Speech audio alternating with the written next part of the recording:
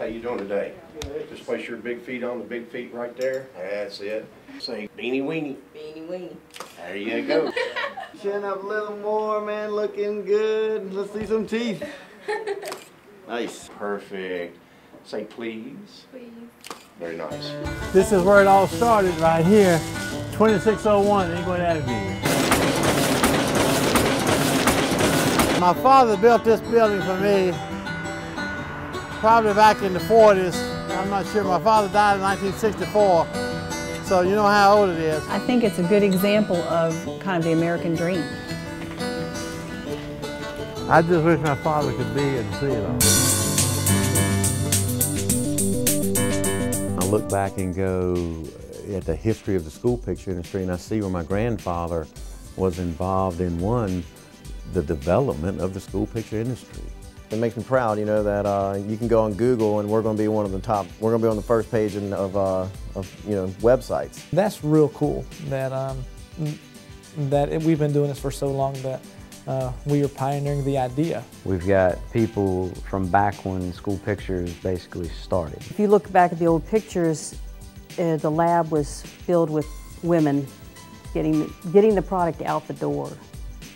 And that day-to-day operation is what keeps you in business. We were photographers / salesmen. We had to sell what we could shoot. Everyone had their job to do, and everyone did their job. There's a pride that goes through many generations, and so when you come into this family, you hear about all of that. My laundry room is actually one of the dark rooms. You can see the original, plumbing from when they made that into a studio, and that's where the history really starts and kind of hits home. And I've never walked in that basement and I just didn't flash back into time and see the pictures rolling off. I don't think I'd want to do anything else for a living. What we do really matters. It matters to an awful lot of people. We love the business, and what better business in the world could we be in?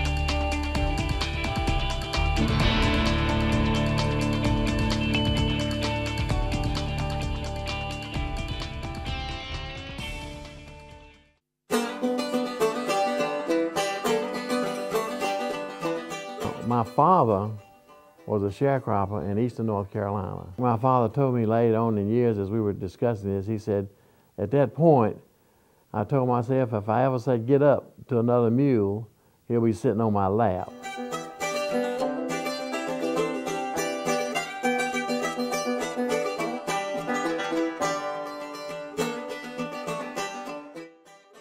I don't think he could imagine that, for one, we don't even use film anymore.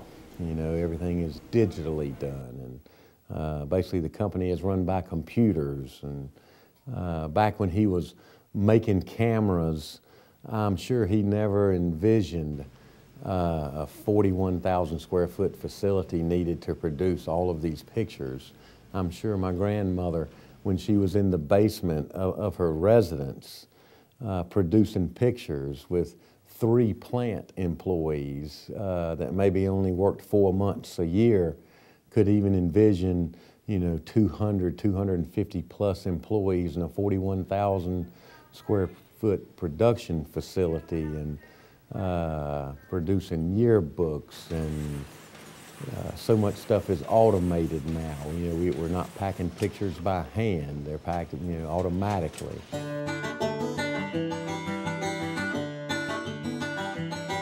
No one can have a better mother than I had. Always did what was right. She was a hard worker. She wasn't afraid of work.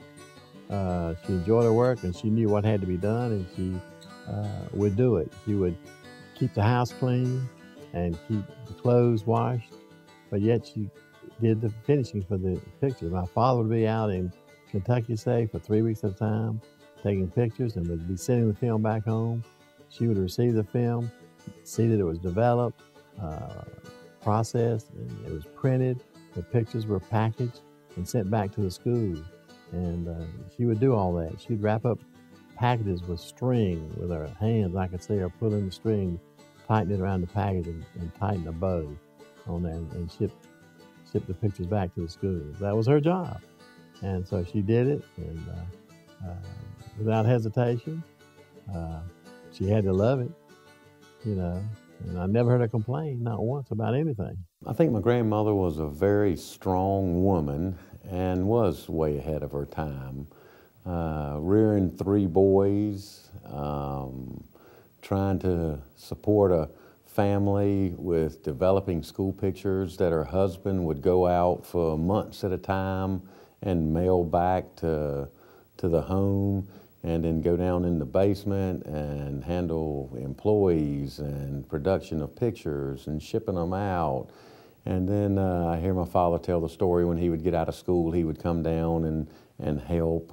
And that was a very special time in their lives, and I don't think they really realized that, you know, she was ahead of her time or not ahead of her time. I think they were just doing what they thought was necessary to be successful, and it ended up being ahead of what everybody else was doing. I guess she was way ahead of her time. But back then, you know, times were hard, and people did what had to be done to survive. And it wasn't a question whether or not I'm going to do it. You did it. You know, you survived.